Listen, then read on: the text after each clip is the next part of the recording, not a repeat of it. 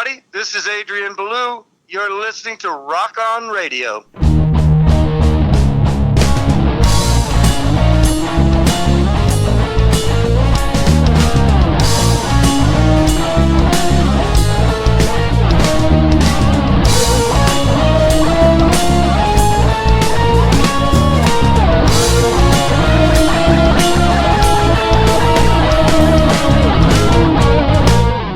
All right, everybody, welcome to Rock On Radio.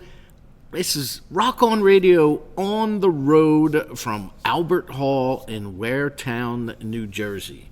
Producer Claire is not with me, so she has left me unsupervised, and I am on the road, and we know that can be dangerous. Rock On Radio is brought to you by the two-track studios of and Deco Entertainment.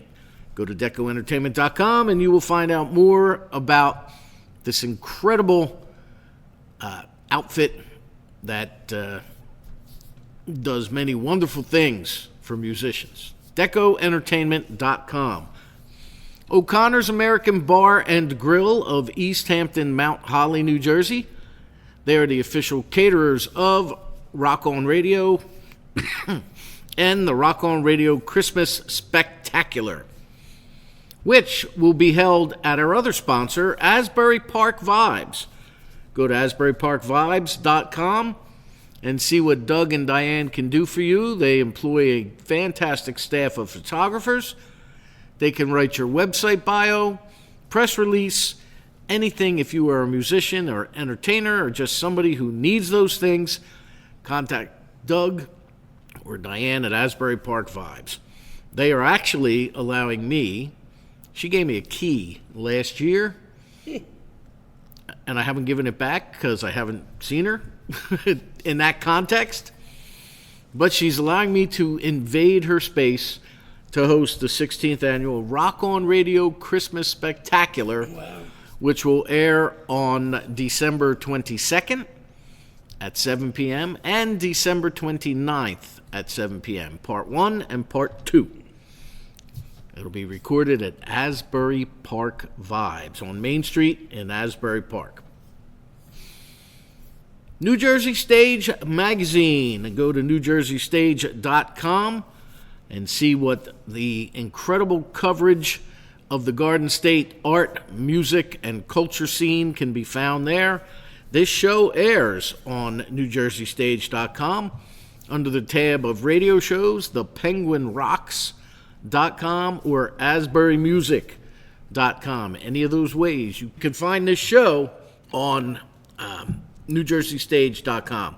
Many thanks to Gary for allowing me to invade his space for the last 15 years and hopefully for just a little bit more. Sinister Footwear. Go to sinisterfw.com and check out the incredible, crazy, zany socks that Tina sells. Use the promo code DCRSOCKS at checkout, and you will get 10% off your order. Sinister Footwear, sinisterfw.com. Phoenix Art Supplies and Framing, located on Route 611, otherwise known as Southeastern Road in Doylestown, Pennsylvania. An incredibly fine frame shop and art supply store owned by Jenny Schaefer, who is having a special, her 40th year in business. If you spend $200 or more on custom framing, you will get $40 off. Pretty good deal. Phoenix Art Supplies and Framing. Old Heights Brewing, the official beer provider of Rock On Radio, located on West Ward Street in Heightstown, New Jersey, directly behind Randy Now's Man Cave. Check out that great microbrew, Old Heights Brewing. Cigar Beauty. Go to cigar.beauty on Instagram and see the fine line of Crown Majesty cigars that Holly, a.k.a. Cigar Beauty, is she is the owner of Crown Majesty Cigars, and she is quite knowledgeable about everything from the making to the smoking to the lighting of a cigar. Cigar.beauty on Instagram. Follow her there. The Jersey Shore Jazz and Blues Foundation. of which Claire and I are both card-carrying members. They do a lot of really good work in the community. And they have their Christmas party on December 8th. And the headliner is our good friend Eliza Neal. So you might want to check that out. Go to jsjbf.org and you can purchase tickets there. The official chandelier, chandelier, I could say now because Claire's not here to correct me. But the official chandelier of Rock On Radio is Dee Dee of Dee Dee's Lights. Dee Dee made the candles for the 15th anniversary bash earlier this year at Salty's Beach Bar.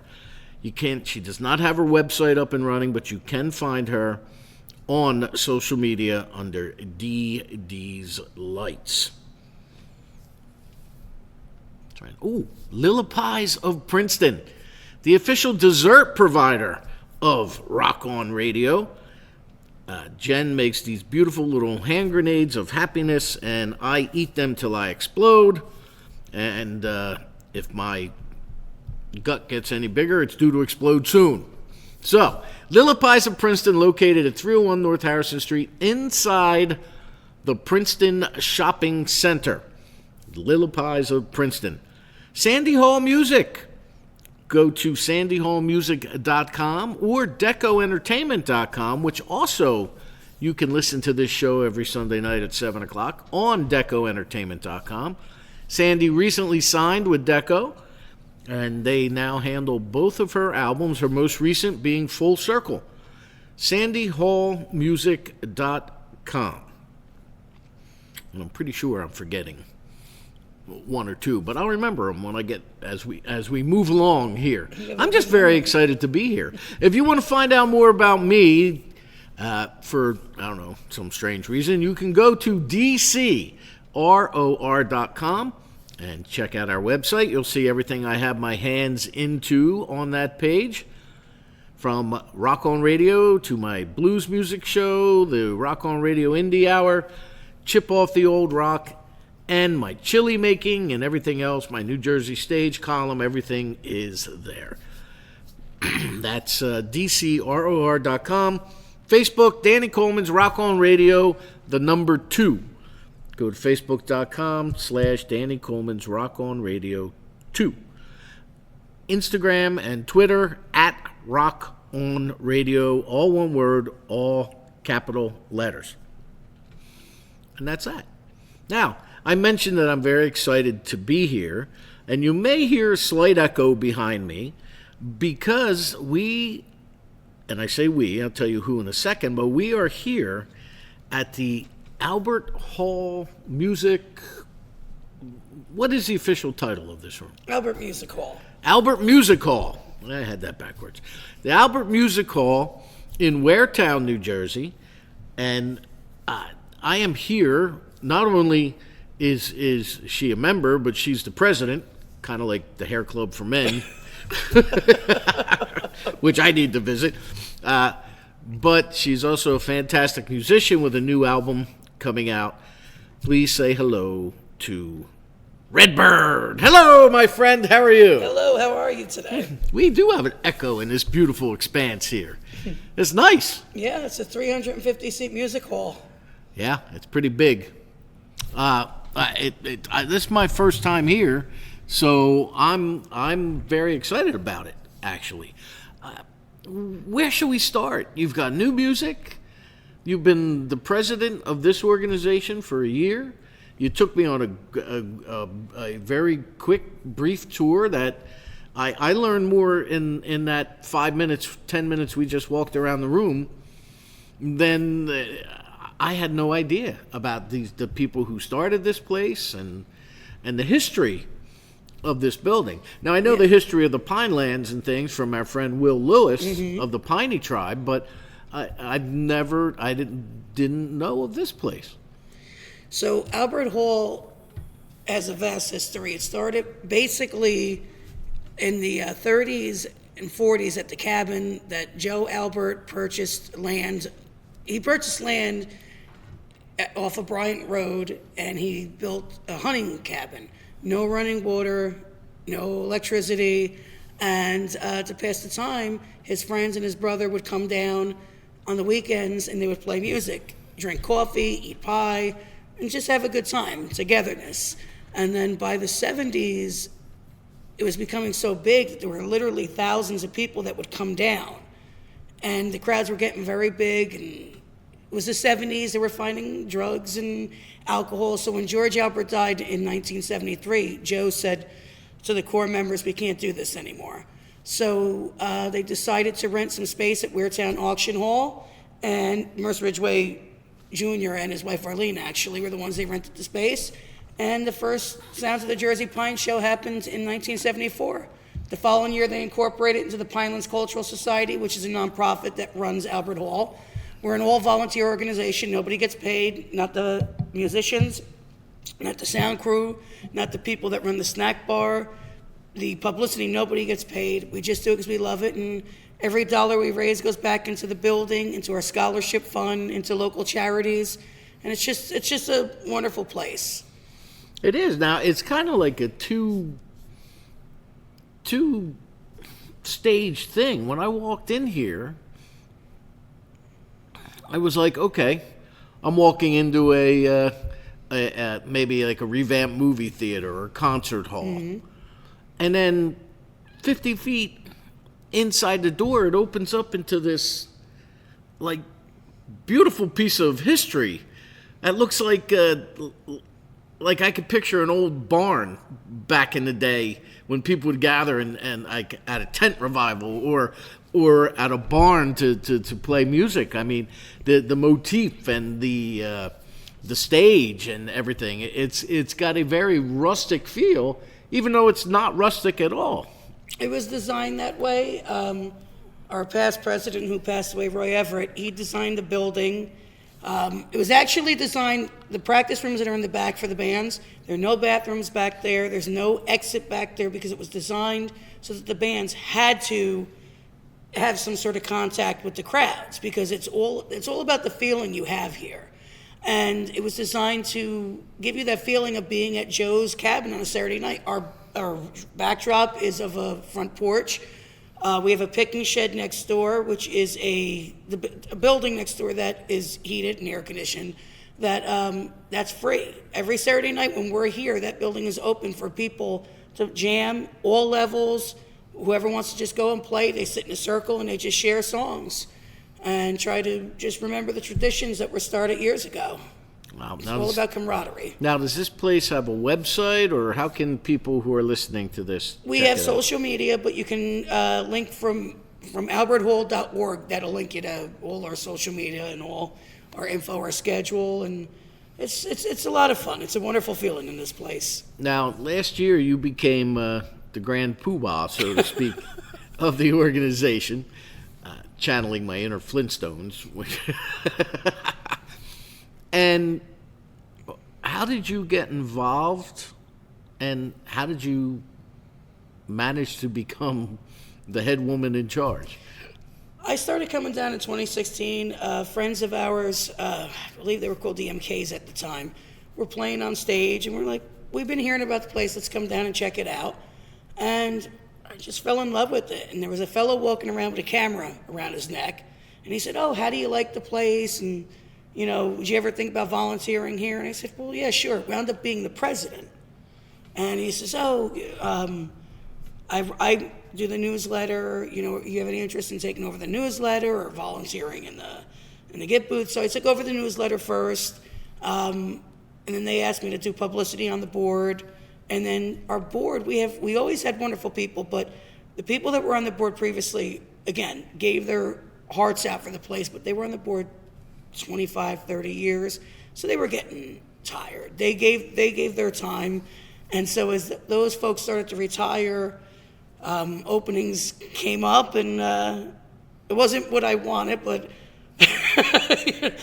you know what? It was, Roy Everett said to me a long time ago, the person that wants to be president of any organization shouldn't have it, and the person that wants to scream and run away from it is the person that should. And I don't know if I'm the person that should, but I guess I'm the person that has to right now.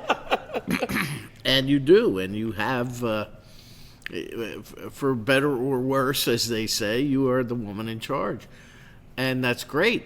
And the music here, though, is focused mostly on folk and bluegrass styles, right? Americana, bluegrass, country, folk. So in the old days, even at the auction hall, it wasn't bluegrass. We were known for Pinelands music. People would sing originals even. Pete Curry, who was just here Saturday, who was one of the founding members of the organization, wrote this beautiful article saying that on any given night, you might come in and hear 3 women singing a Fleetwood Mac song. Or you might hear somebody singing Hail, Hail, the Gang's All Here. Or you might hear Blue Moon of Kentucky.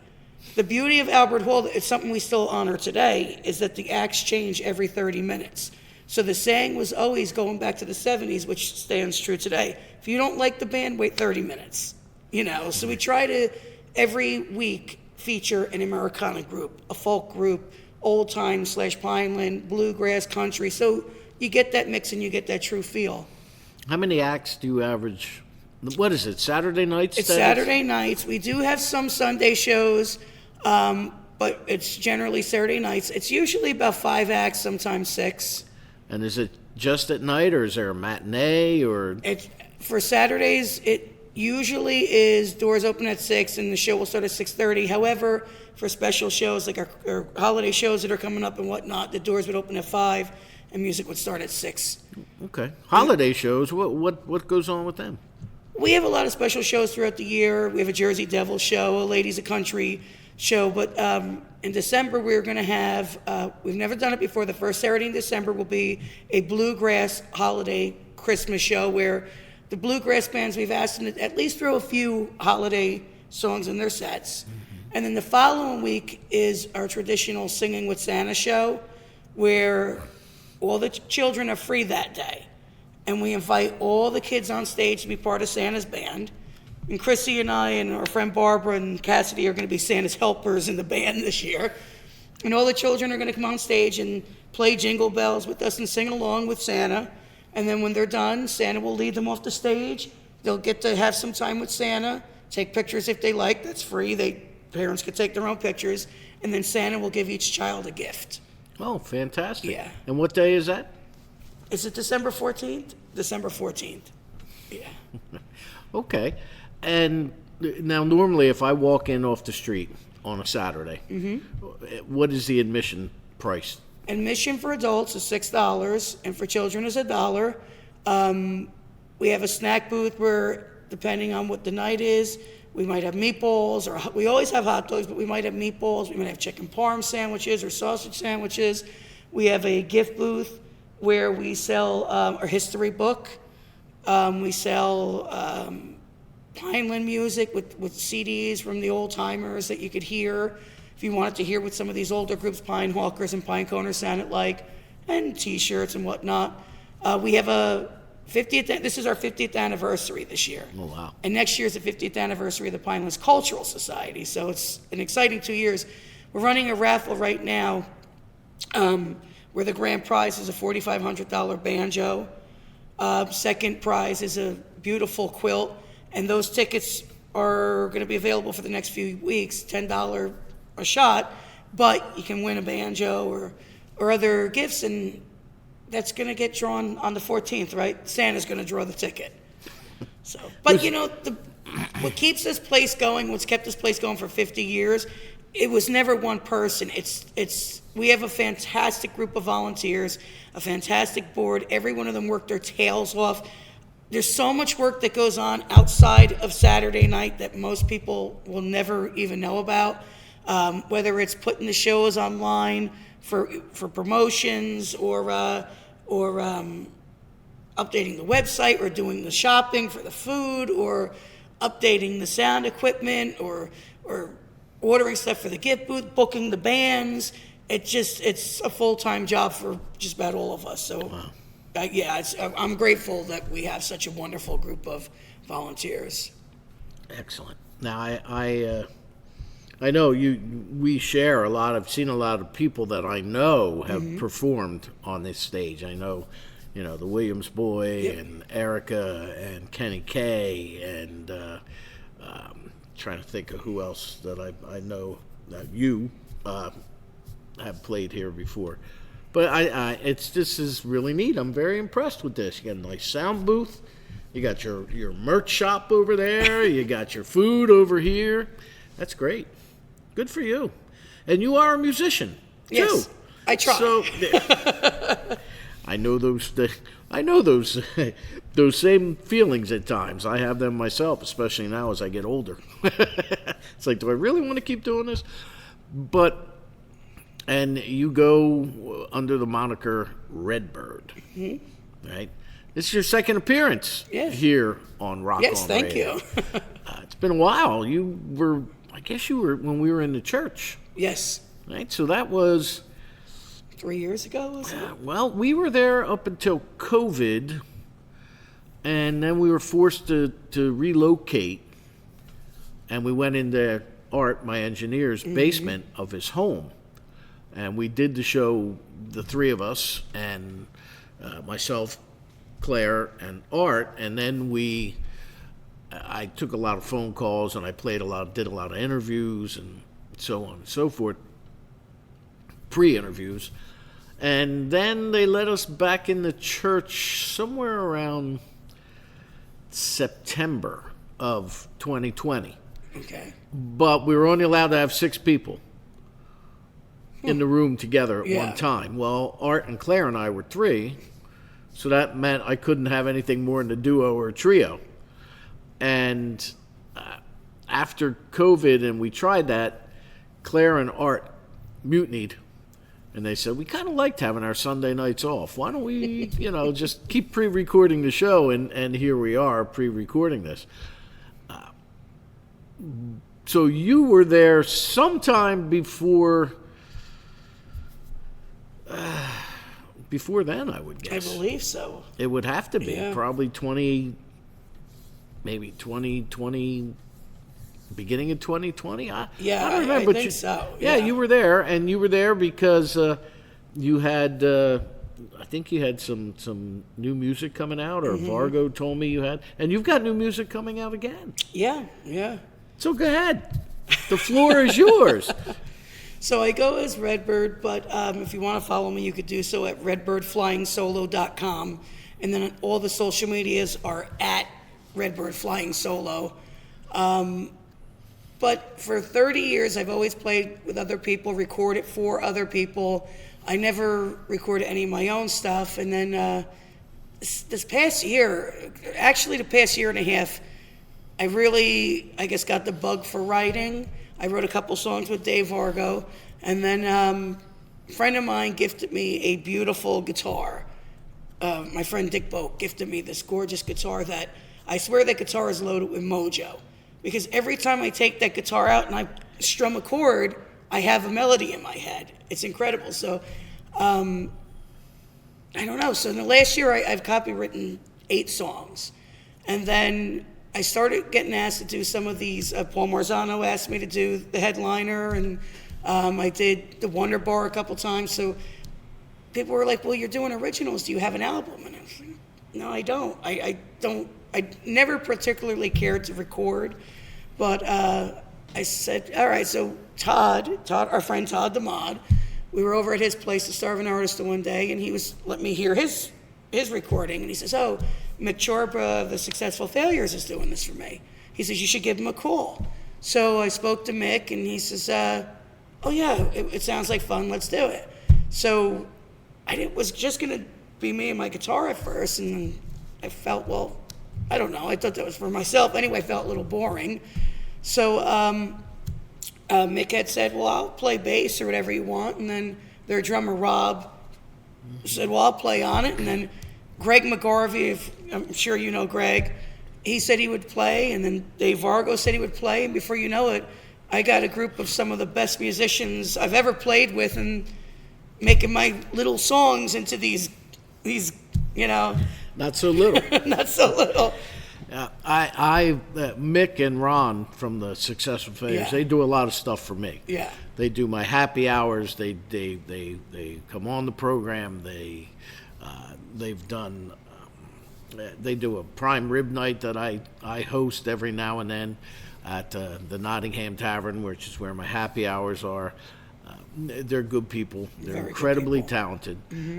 I don't know their drummer that well. He has never come on the program when the rest of them have.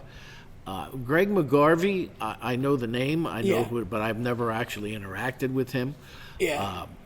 But I got to warn you, though, man. You know, you're dealing with Vargo and Marzano. You got to watch who you're hanging around with. Well, Nah, I love them guys. They're two of the finest individuals. they really are. And, you know, Paul writes some of the funniest songs. What was the one, AI? He has one, This Is Not AI. Yeah. You know, and Dave has helped me a lot because, again, I was never much of a songwriter. I still don't think I'm much of a songwriter, but I never really cared to write. And then the one day I sent Dave a song, or not even a song, I sent him some lyrics, and I said, I don't know what to do with this, you know, do you have any ideas? So I sent it to him, and within, I think, 20 minutes, he had this beautiful melody. And so a couple weeks later, I said to him, how do you do it? You know, like, what do you do? And he gave me a lot of advice, but he said, listen, you need to discipline yourself. He says, if you have a melody, if you have lyrics, don't wait for it to come and take you. He says, sit down and work at it a little bit. Discipline yourself and set aside some time for it. So I tried that. And the first few times, I was like, he's crazy. It doesn't work. Vargo's nuts. And then after that, you know, it became a little easier. And then I started hanging out with more songwriters like Greg McGarvey. You said you're not that familiar with him. Check him out. He's an incredibly talented songwriter and just a monster of a guitar player. Just really phenomenal and a sweet, sweet person. And then I started listening more to Successful Failures. I mean, I think they have their 11th album out. Them guys, I tease them all the time. I tell them they're like cockroaches. They can just reproduce like at the snap of a fingers. I mean, I think they've been together for 10 years. They Yeah. had 9 or 11 albums out. And then one is better than the next. I mean, it's all just gold. And then Dave, he's working on his 4th album now, and I love his stuff. So the more I started hanging around with these songwriters and listening to their stuff, the more I became interested in it. And, you know, it's a little different than what I was used to doing, which was just playing covers, which, don't get me wrong, I love doing my bar gigs. I love doing covers, and I love when people sing along. I'm an audience-driven musician. I feed off the audience. If that crowd's into it, I'm into it. But, you know, it's cool, too, though, when you're doing your own stuff and you see, you know, people like it, and it's just a little bit different for me. Well, and the thing is, well, exactly, and the thing, as there's always the thing, and in this case, it is different venues that can open up to you if you start to play your original music. I could see you performing at Cafe Artiste for Janet in Neptune. I can see you performing at, you know, maybe a Light of Day type of thing, Women of Song. I could, but you have to have the original music Sure. to do it, and you have to have the venues that support it and appreciate it, like the Headliner with Marzano Yes. and Kachmar, and you know, there are things that you can play covers anywhere, and we kind of laugh and joke about it in my musical circles. Well, why do I want to play covers? I'll make money. Exactly. But you know, originals aren't going to make you wealthy from a financial standpoint, unless you get really good at them. But like, there are 2 bands that are down around, actually 3, down around where I come from, around the Trenton area. Charles Larita and the Mischief. Charles owns a studio in Pennington. A gentleman by the name of Ernie White, who years back was signed to Sony, and a gentleman and a band called Honey Spot Boulevard. When they play out, the majority of their material is original, and the bar and venue owners don't care because they pack the place. Yeah. So they could be playing a tuba solo. If they bring in the people to fill the place, they're going to be. The bar owners don't care what you're playing. Yeah. Ernie White, we've seen at Todd's place. Ernie White is incredible. Yeah. So, you know, And when you listen to Ernie White play, it doesn't sound like you're listening to somebody's original, because there's different degrees of originals too. So Sunday we had a Songwriters in the Pine show here, which was the first time in 20 years they did a songwriter show here at Albert Hall. But being it's our 50 years and we want to get back to our roots, we said let's try it. So I opened the show with my studio band, basically Rob and Mick from Successful Failures and Greg. And then we had, do you know Widely Grown? No. They call themselves Newgrass. Okay. Really cool. So they went on, and then Emerson Wolf, I don't know if you're familiar with her, but she's a powerhouse. She's fantastic. And then Successful Failures, and then the Carlisle Family Band. Right. And one of our audience members looked up and said, I wasn't going to come today because I heard it was all originals, but this stuff was good. I was like, well, it was all originals. And they said, well, when I think of originals, I think of somebody sitting going, It's like that scene from Animal House in the Toga Party where the guy's playing the guitar on the steps and Belushi smashes it. Yeah. But at the same time, everybody, all these covers we perform were somebody's original. Right. So there's different genres. It's just, I guess, what you listen to, what you see. And that's what always, people like what they know. Yes. That's why so many people resist change. Mm-hmm. Now, I've gone to some original music shows where I feel exactly like that guy. Oh, man. I went this past Saturday, I went to see a friend of mine at a local coffee joint, and he's very good. But the gentleman before him, he wasn't bad, but he wasn't, something that I would go out and listen to. Yeah. And I was, I didn't get up and walk out though. Mm-hmm. Because, like Scott Stamper said at an Asbury Park Music Awards years ago now, these people that are being awarded tonight could be writing the cover tunes of tomorrow. Mm-hmm. Because that's all you're doing. When you're playing covers, you're playing somebody else's originals. Yeah. You just didn't write it. And if you could do it in an innovative enough style, then it might be a hit all over again. It may be. Right? So, well, you have some stuff that you're going to play for us today, mm-hmm. or we do have one recording we can play. Let's do some music. All right. You can start with the recording. So okay. I'm supposed to let you know that this is not in any way finished. This is just a preview. Okay. It's not mixed. It's not mastered. It's just a little preview. Mm-hmm. It's called On the Way There. So the album's going to be called Breaking Through. Okay. And this song's called On the Way There. And it's about, I wrote it for a friend of mine, Steve Adio, who passed away of suicide, 2002. And, for a lot of years, you blame yourself. You wonder why. Did you miss things? Were there things that you could have done different? And you never know. You never know, and that never gets easier. But so when I wrote the song, I had a riff in my head, and he left me his guitar. So I had his old beat-up guitar, and I'm playing it, and I came up with the idea for the song. And On the Way There is actually the title of a song he wrote years before. I was in a band with him called Devil in the Blues. I was on the road with them for 5 years on keyboards. And it was an instrumental, but the name of it was On the Way There. So he was a former bandmate of yours? you? Yeah. Oh, okay. And a very good friend. Gotcha. Yeah. All right, well, it's, I'm sorry to hear that. A lot of times people, what's the name of this tune? On the Way There. On the Way There. This is Rock on Radio. I am recording this live from Albert Music Hall in Waretown, New Jersey. A fabulous, fantastic venue.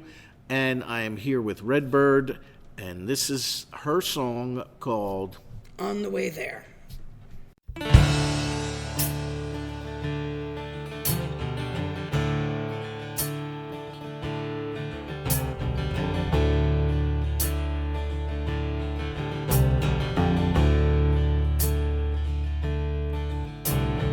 All the way there,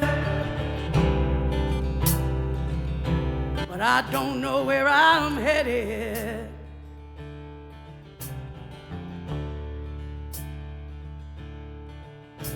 I guess I'll stay as long as you have me.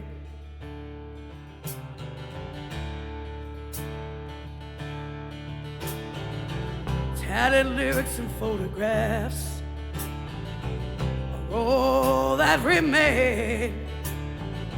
Uneasy looks and sideways glances when someone speaks your name. When demon sits alone on my shoulder,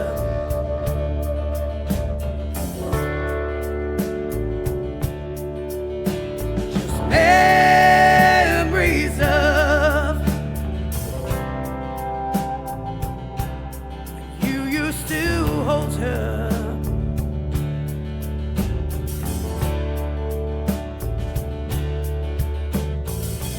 Everything I do is a problem. Everything I touch is a miss. Everything I say you take the wrong way. When I try to appease, I don't impress. Fly away out of the darkness.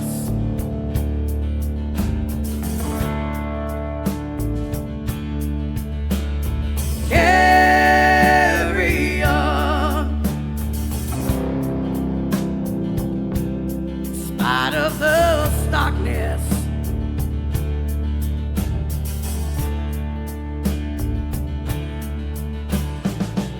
Second chances and broken promises, visions of what could have been. Oh, that was over. Yeah, you gave in.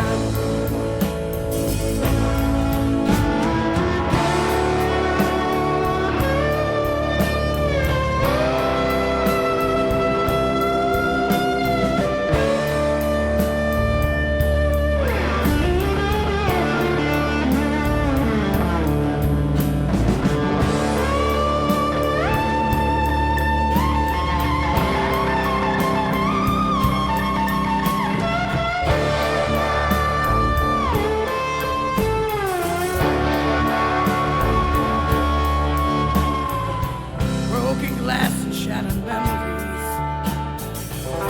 all that remain. Uneasy looks and sideways glances when someone speaks your name. On the way there, but I don't know where I'm headed.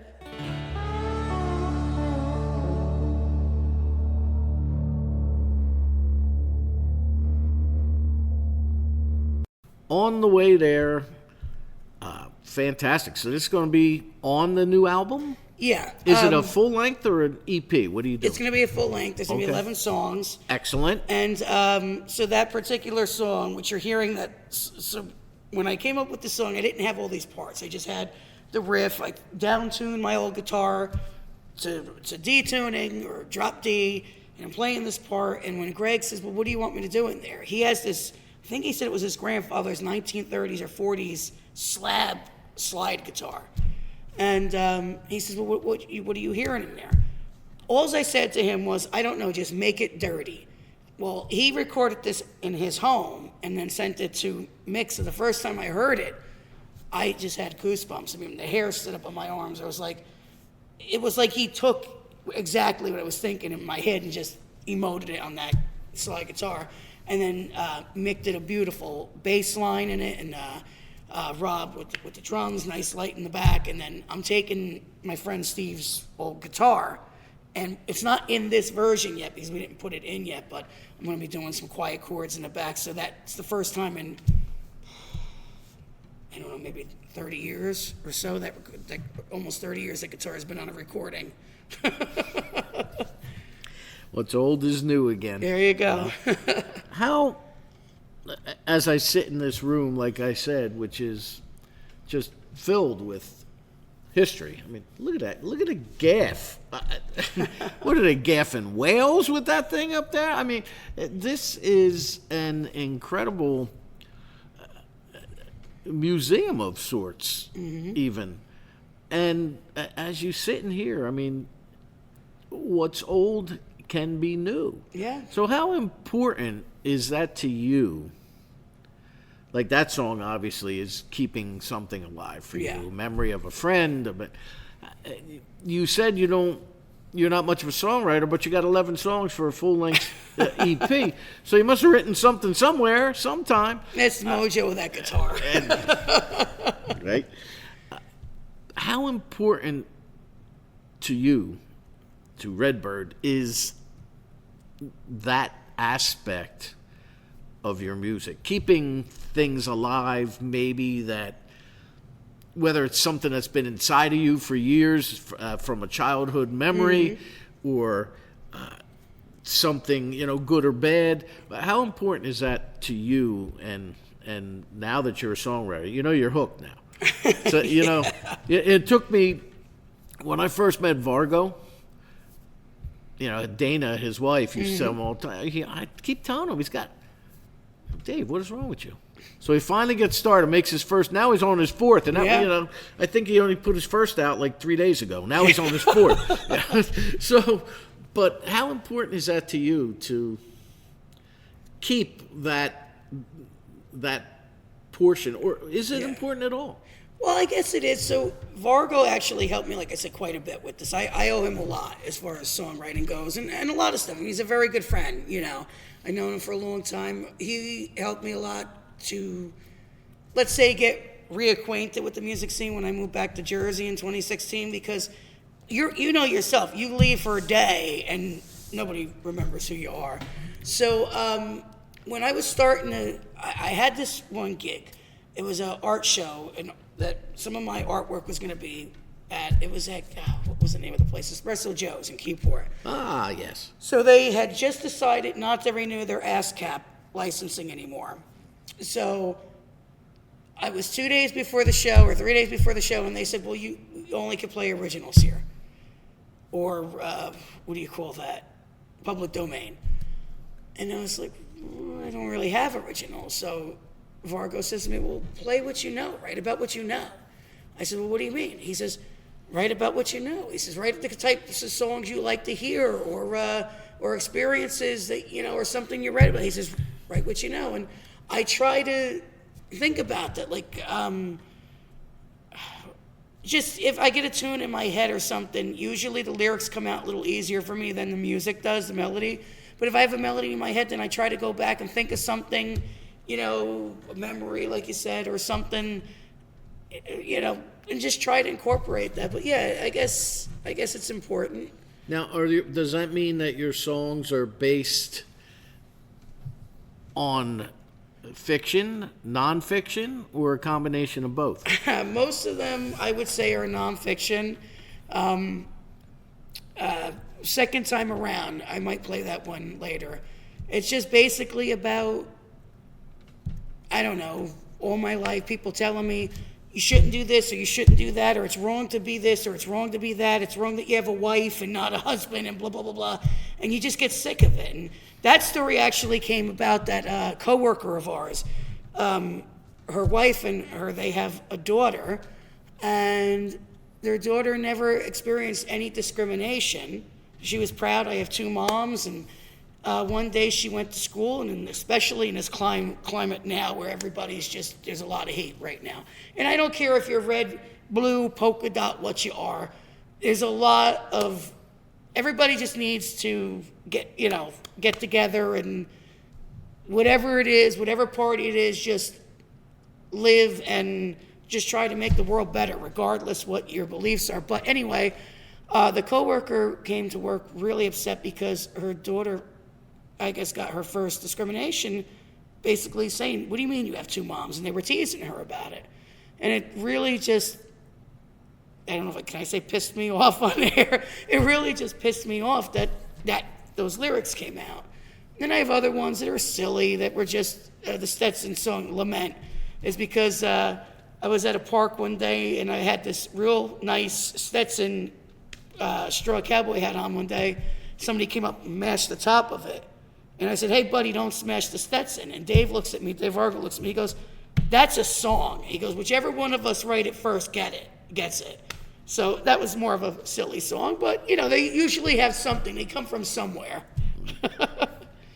Well, speaking of coming from somewhere, how can people come from somewhere and find you? Do you have your own website or social media? What is it? Yep. Redbirdflyingsolo.com is my website, and all the social medias are at redbirdflyingsolo.com, or Redbird Flying Solo. All right. There you go. Now, songwriting, Dave's right. And I give him a hard time a lot, but Dave is right. You have to, as a writer, I know for me, when I write my column every week, I don't try to pretend, I don't try to give some, what's the word? What's the word, Chrissy? Loquacious response, I guess. I try to write how I talk. I try to write how I tell a story or how people relate to me. Because I want you to know not only what the subject matter I was writing about was feeling, but I want you to know how I felt about that subject matter. Now, I'm just writing a weekly column for New Jersey Stage Magazine. I'm not writing a song. But he's right in the fact that you have to write what you know. Yeah. You have to write, and you have to be comfortable with it. I always joke because there was a band I was in, and we were one of the 3 best bands I've ever been in. And we went in the recording studio. And we laid down 5 tracks for a demo, an EP, of all original music that we were going to use to shop around to various venues and labels and things. And I got the scratch tracks, which I can, when we're done with this, I can play for you. I'd like to hear them. And it's funny because if you listen to it, you think, man, that sounds great. We had a guy that kept nitpicking everything. Nitpicking. We made the EP out of the scratch tracks, but the actual stuff is not finished because he never could stop making adjustments. Yeah. So there comes a point when you do your own music where I miss the old analog days where you go in the studio and excuse me, and there's a 4-minute song, and if you screw up at 3:50, you got to recut the whole thing. Oh yeah. I miss that because you always had a live sound. Yeah. And there was more honesty to And it. exactly, and it breathed. Yeah. There were no click tracks. There was so, but that all encompasses, because when you go on stage, people will listen to that song, but you're not going to play it 100%. Yeah. The listener's intelligent. The listener knows, they can see right through you. They know what they're listening to, and they know if you're being honest about it. So when we recorded this, Mick had said to me, there's a couple of ways we could do this. He said, we can record, we have to get the drums, you know how that works. You got to get the drums first anyway. He says, but then we can record everything else track for track and as overdubs, or we could try to get most things live. And I said to him, I would really prefer to get as much live as we can. And of course, you're going to go in and touch up, bad notes here or there. The big joke was the one song, we're all into it. I get to the last note of the song, and I don't know what happens. It was, the note was just not there. Or the last note of one of the songs, I think Rob dropped a stick or something, but it did such a cool bounce sound, like we're all laughing. But I wanted that honesty in the recording, so I said to Mick, I would really like to keep as much live as we can, and even with the overdubs, it's very limited. Like, we didn't keep going over and over and over to make it perfect, because I wasn't looking for perfection as far as to make it sound like this beautiful, polished thing, because you know what? When you come hear me live, that's what I'm saying. When you have these bands that have this beautiful, polished piece here, and then you go see them live, and it's totally different, again, the listener knows the honesty is gone. I'm old school too. I mean, I recorded before they had the 24-track big boards and everything. They were using these small ones, and there was something a little more honest about it, because you had to go in there and be top game of your craft. You had to know what you were doing a little more, because if, like you said, if you messed up, you had to redo that whole song, and then your bandmates are looking at you like, hey, you know, What's wrong with you? Yeah, You're costing us money. Yeah, exactly. So I just wanted this to be a little more old school, honest, and raw. It's not, I mean, don't get me wrong. It's going to be a polished item, and Mick is doing a beautiful job, and he's really good at what he does. He's a good producer. He had a lot of good ideas, and I don't like recording. I get very nervous usually, because I had some bad experiences. He was very good. He knew enough to be like, when I was getting like to say, you know what? It sounded really good, but I think you could do it a little better. So it was really fun. It was cool. So he's a good guy, but it's a good experience. And Dave Vargo brought 4 guitars, and he used all. This is going to be a love letter to guitars. Let me tell you something. So I have an 1854 Martin. Size 2.5, 17. It was built in 1854 that Wow. needed total restoration, so a fellow Milt Hess did the restoration on it for me, and the thing is a total player. It sounds incredible. So I said to Mick, I says, I want to use it. And everybody's like, you're going to bring that guitar out and use it? It's like, yeah. So we just set up a little microphone. I just finger picked it. And you want to talk about honest, at one point you hear where I guess I fret it a little too hard, and it almost has a little sitar sound going on. So Mick was like, you know what, leave it. That's what you mean about the honesty. So we used that. I used Dick Boak, the guitar he gave me that he built. I used that for everything. But then I used this D35 to add certain things. I used my 76 Strat for certain things. Dave brought his Esquire, I think a 335. Les Paul Jr. and a Jazzmaster. Greg McGarvey used his boutique guitars and his lap steel. Mick used SGs, and I mean, there's some keyboards on it too, but it's a guitar. It's a love letter to a guitar, I think. Well, why don't we hear some of that now? What are you going to play for us now? You know what, we're talking about guitars. So I'll do one, I called it Wooden Wire. It's actually the last one I just wrote. And I wrote it 2 weeks ago, a week ago. So I have lupus and a couple of different things. And what winds up happening is sometimes I have issues breathing. And singing and playing sometimes is the only thing that can bring me out of it. So everybody thinks it's a pretty love song about a girl or whatnot, but it's about my guitar. A love song about a guitar. If you're just tuning in, this is Rock on Radio. I am Danny Coleman. Producer Claire has left me unsupervised. I am here recording at the Albert Music Hall in Waretown, New Jersey with Redbird. And what is this song called? Wooden Wire.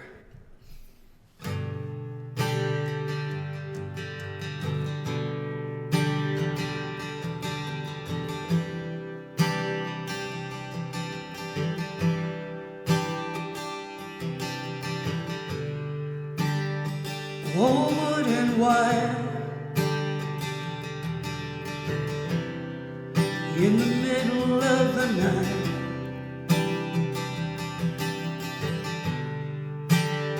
Sometimes the only thing seems to make it alright.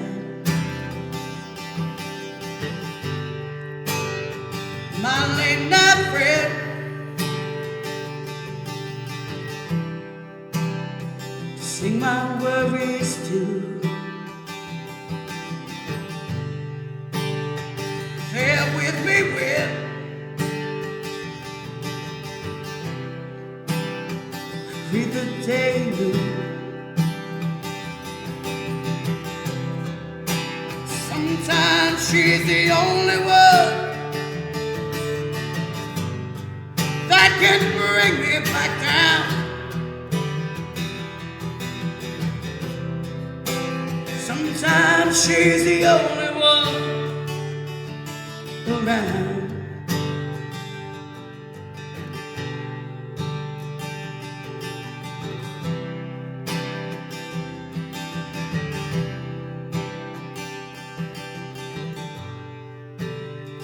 Daylight peeks through,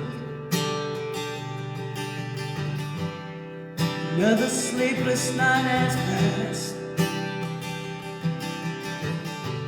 Whiffed of stale smoke and booze. This morning still lasts. This old guitar made of strings and wood, filled with cracks, scratches, and scars.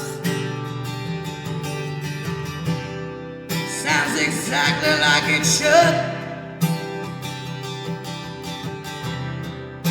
Sometimes she's the only one that can bring me back down. Sometimes she's the only one around. Oh, every scratch tells a story. Each crack another chapter to the fight. She can't sing, but she'll never talk of all the sacrifice.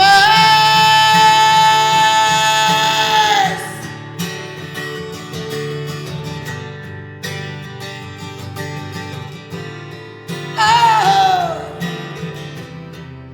sometimes she's the only one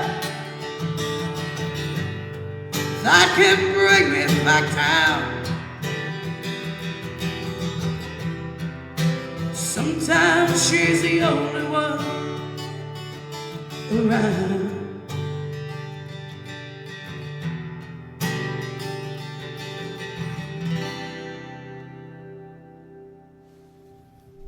Yeah, there you go. Redbird. Literally flying solo because we're the only three here at the moment, which is, I am really enjoying this. That's fantastic. Now, that's going to be on the new album? Yes. Is there a title for the new album? Yep. Breaking Through. Okay, so you're taking it from the cut we played earlier. That'll be the title of the new album as well. Yep. Fantastic. We often do things like this. Now you make this decision. You got your first album out. And I ask this question every now and then of my guests. I usually wait till the end of the show, but we're like an hour or so in, so I feel right around an hour in. So I figure I'll ask you now because there's a lot of firsts here. Mm-hmm. Right? This is your first time running the Albert Music Hall. This Yep. is your first time recording a full-length record for yourself. This is the first time that your original music is going to be out there for people to judge Yep. well or not so well, whatever they think, which is in itself, that's a whole nother topic because you really shouldn't care. Mm-hmm. You're not going to make everybody happy with your music. And it's an odd thing. The way I see it, if you put out 10 songs and you get 10 people and you get 7 to like them, 6 to like them, out of 10, you're ahead of the game. Yeah. All right? It might not be the ratio you want, but more like it than they don't. Now, if you throw that out over a grander scale, things look great, right? But one of the things I ask is, now that you have all these things, what's the end game? What is Redbird Flying Solo going to do? Are we going for licensing agreements? Are we going for fame and fortune? Are we going to... What are we doing here?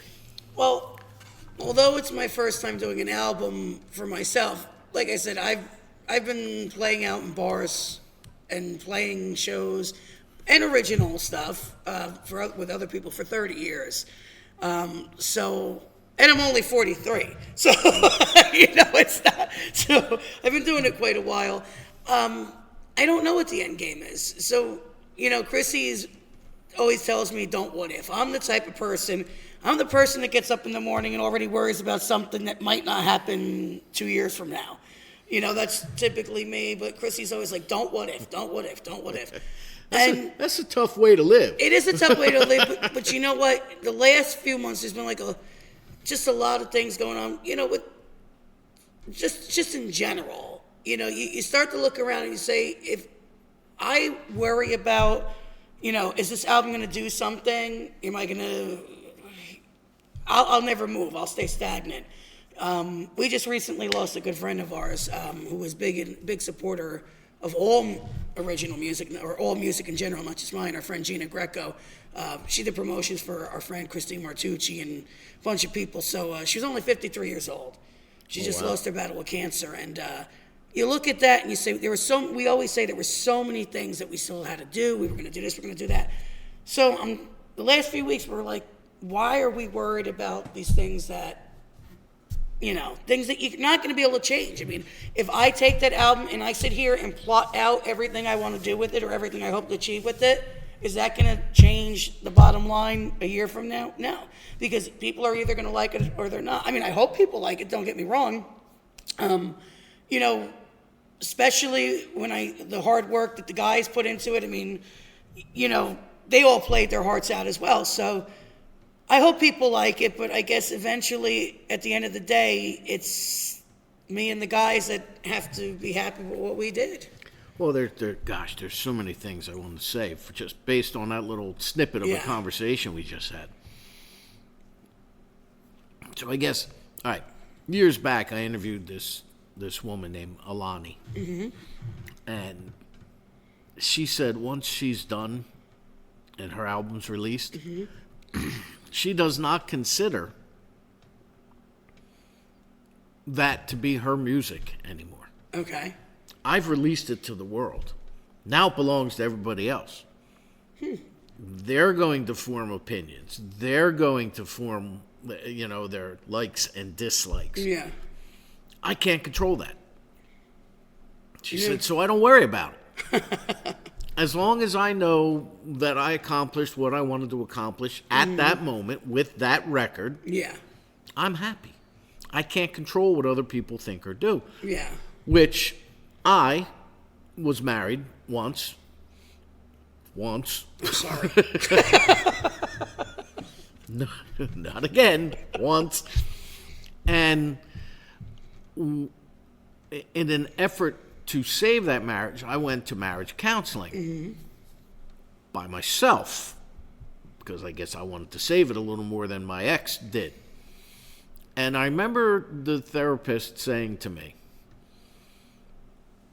because I had concerns about what would go on with my children if I wasn't there, And I remember the therapist saying to me, you can only control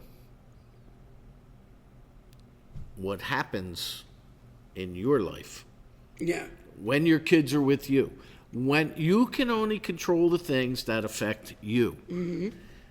Or not that affect you, but that you can control. You can't control what somebody else does or somebody else says. And I started thinking, she's right. I can't worry about the things I can't control. Mm-hmm. And I can't worry about the things that people say or like or dislike.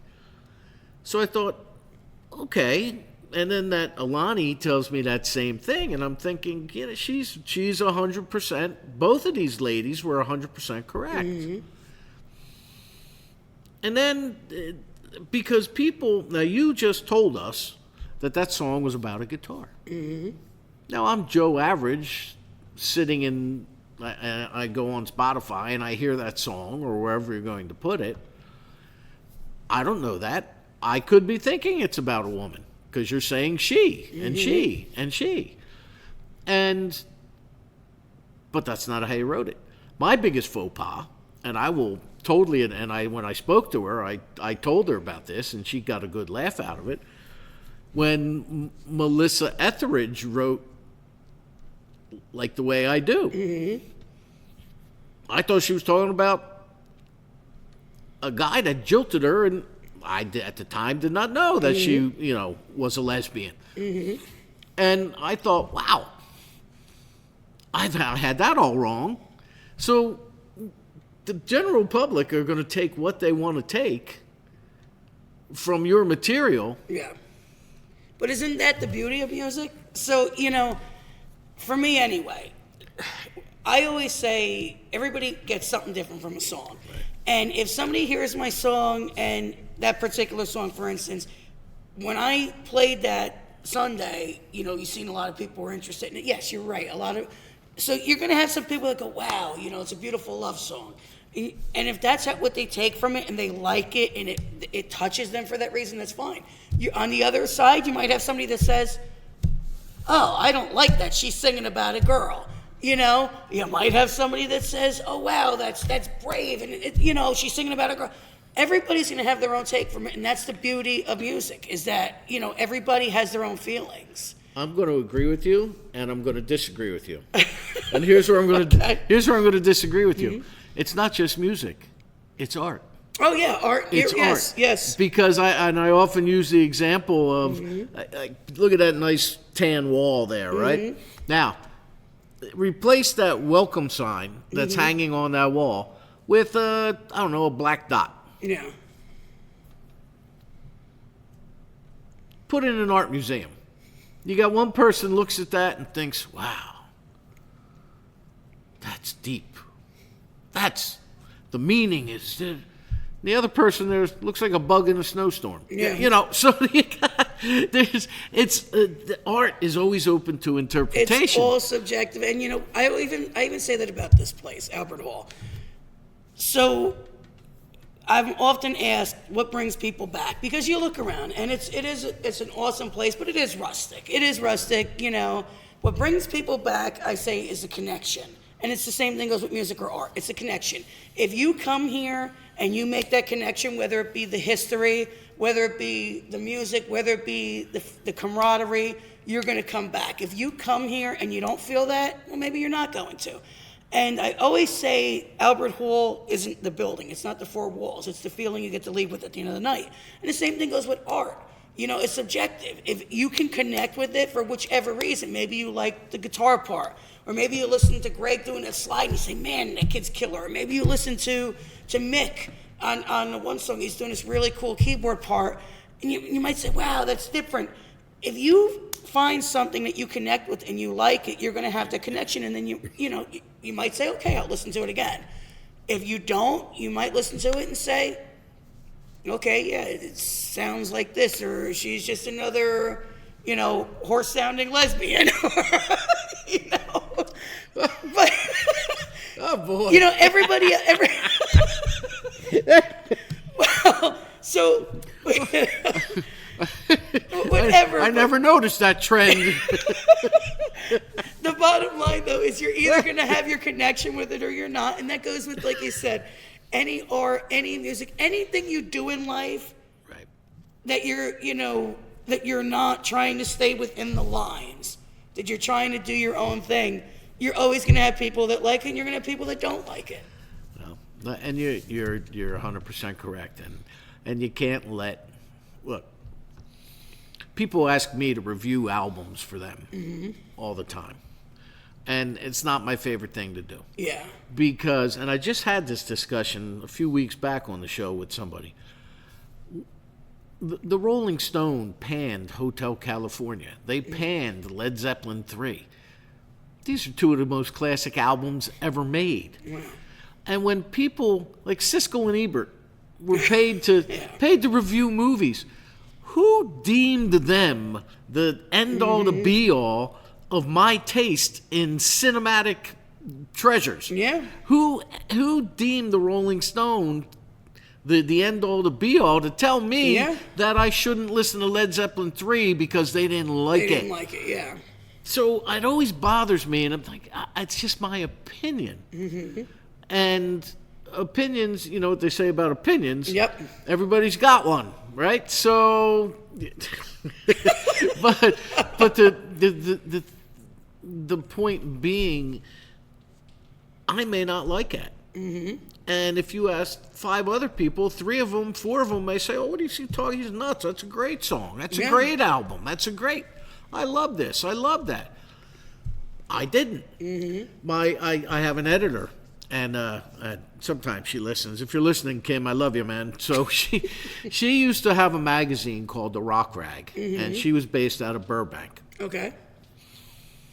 I happened upon her because a friend of mine said, "Hey, I saw this ad." And I looked at the ad, I reached out to her. She was looking for an East Coast writer. Oh. So first time I ever met her, and the first concert I ever covered with her, because she was also a photographer, I got a phone call. "Dude, meet me tonight, Madison Square Garden, Van Morrison." Oh. "Oh, yeah, but no, I got you a ticket. Let's go," because the tickets were expensive. Mm-hmm. So fortunately I had nothing going on, but I met her at Madison Square Garden, and I'm sitting there and I'm writing down notes and things, and I'm sitting next to 2 young ladies who traveled from North Carolina because they couldn't get tickets anywhere down there. Wow. And Morrison played everything off his original, or everything off his latest album. Mm-hmm. He did a calypso version of Brown Eyed Girl, and he did a second encore of Gloria. Mm-hmm. That was it.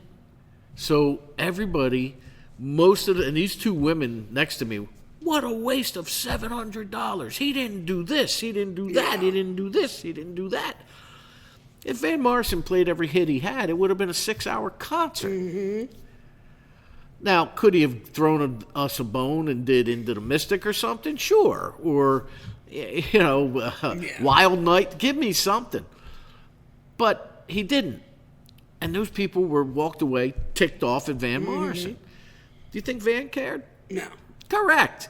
So you can't really worry about what people think or do, which we were talking about, earlier.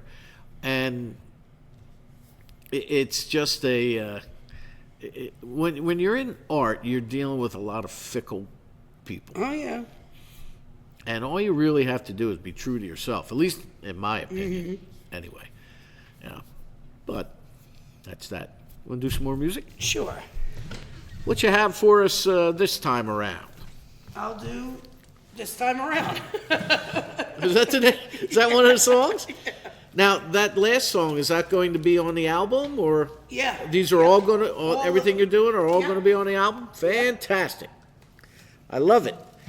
Websites again, while you're... RedbirdFlyingSolo.com, and on the social media is at RedbirdFlyingSolo. Flying Solo.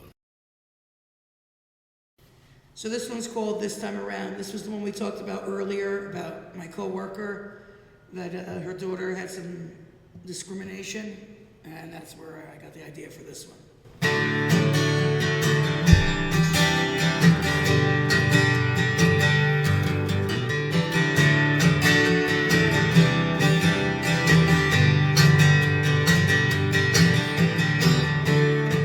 This time I won't let it pass me by. Won't go a second try. I'll be ready for it all. Not like before. It's taking me some time to realize I'm gonna let her go.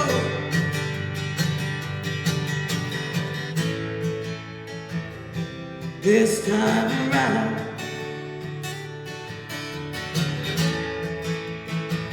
This time around,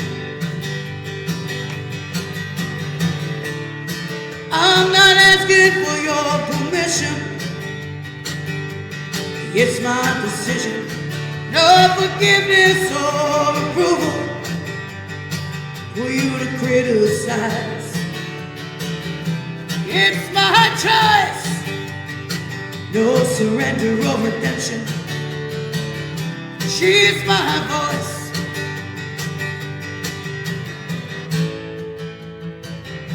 This time around,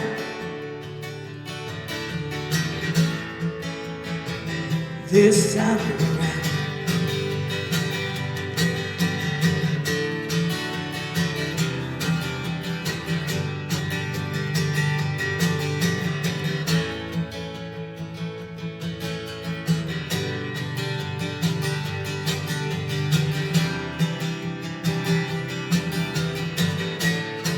This time I'm taking the power You thought you had over me. I'll show you who I really am. Just wait and see.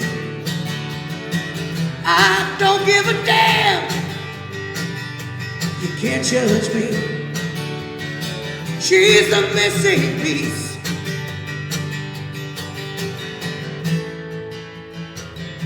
This time around,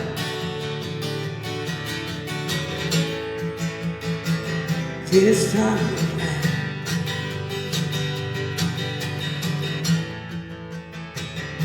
this time around,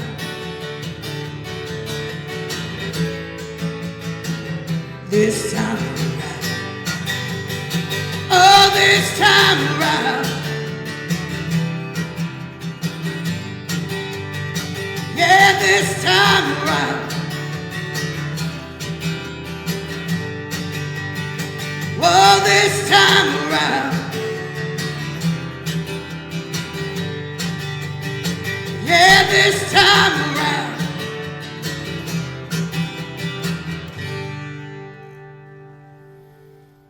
Red Bird here, recorded live at Albert Music Hall in Waretown, New Jersey, here on Rock On Radio, and websites and everything once again. Albert Hall's or mine? Both. Oh, okay.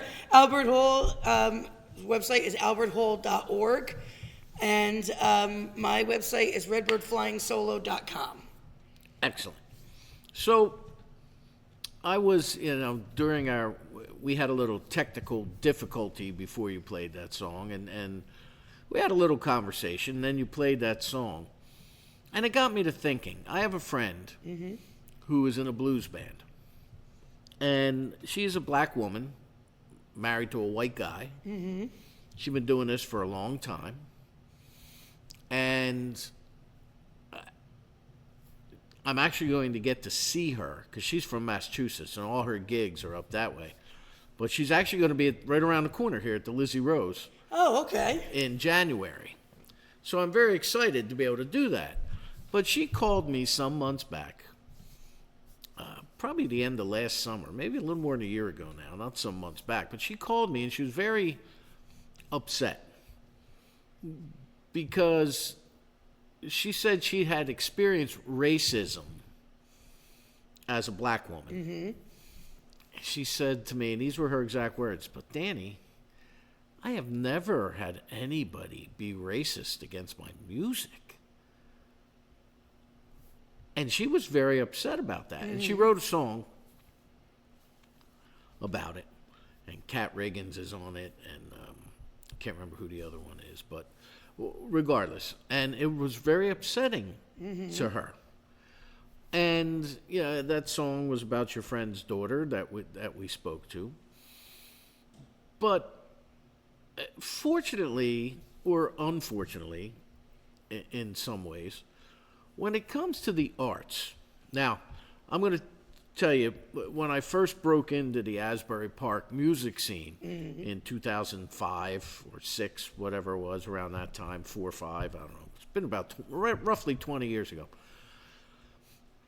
I was introduced to a band where the gentleman or gentle lady, transgender, not sure what parts he or she does have or doesn't have at this moment, but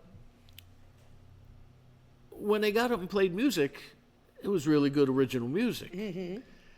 And it didn't take me long to think, all right, to stop thinking, okay, that's the first transgender act I've ever seen, and slide into that's some really good music. Mm-hmm. So art transcends a lot of things. Music transcends, because if I didn't see what I was seeing on stage, I wouldn't have thought twice about who that was. If it was just the magic of radio, I would have thought, wow, that's really good music. But when you put the visual aspect, Sure. yeah. I mean, people are people. We're always going to have prejudices. Mm-hmm. We're always going to have, as we said earlier, opinions. Mm-hmm. We're always going to have our own thoughts and feelings. And I'm of the ilk where I'm fine with that. Yeah. You know what? If I wanted to be a racist, bigoted fascist, I have that right. I live in America. That doesn't mean anybody has to like me. Mm-hmm. But that's what I want to do. I'm going to do it. As long as I don't harm anybody else, I don't care. Mm-hmm. If I wanted to go the other way and be a peacenik, and just love the world, I have that right. Mm-hmm. But when you're in the public eye, so to speak, as you are with your music, people are judgmental. Sure. People judge that little girl. People judge my friend up in Massachusetts. How bad does it bother you? Or does it bother you at all? It depends what it is. Unfortunately, we do live in a society where, all right, so Chrissy and I are a little bit different. Like, Chrissy hasn't realized some places we go, if she wants to hold my hand or whatever, we could get physically hurt for that. So that stuff does bother me. You know what? It is America, and if you don't want to like me for who I'm with or what I do for a living, or you do have that right. But when it gets to the point where you threaten physical harm to somebody, yeah, that's not acceptable. That's not acceptable. I will tell you where it did bother me. I'll give you a quick story. And so about 2 years ago, was it? 2 years ago, Christmas, I slipped at work. And they took me over to a care station, which is actually a satellite emergency room. And it was an older doctor. I forget where he was from, but he was an older doctor. And he walked in. At first, I was there by myself because Chrissy was still at work. I walked in, and he says, okay, we're going to send you for x-rays, this and that. All right, no problem. In the meantime, he leaves the room, and Chrissy walks in. So he comes in there, and he goes, who are you to her? And she was like, oh, that's my wife. And he looks at me, he goes, you're a male? And I was like, no. He says, well, I don't understand. And I says, what do you mean you don't understand? We're both females. He goes, wait. So I have to ask you some questions. I says, yeah. And what was the first one about which one of us would have? Oh, no. The first one was, what happens if you don't want to be together anymore? Do your kind get divorced? He said, do your kind.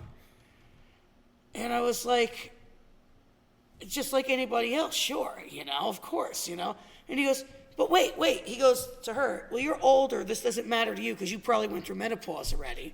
He says to her. But then he says to me, what if you want to have a baby? Wait. Is he still alive?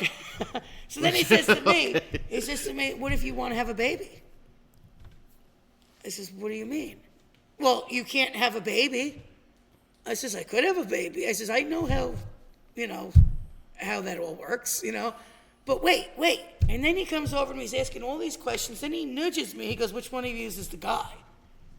Then, now, he wouldn't do anything for my knee. I'm getting ready. I said to Chrissy, I said, I swear if I could get off the seat, I'm going to knock him in the face. But he wouldn't touch my knee. I'm leaving, or he was getting to leave the room.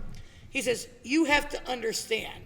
He says, in India, the only thing I knew about homosexuality was AIDS. And he walked out of the room, he wouldn't touch me.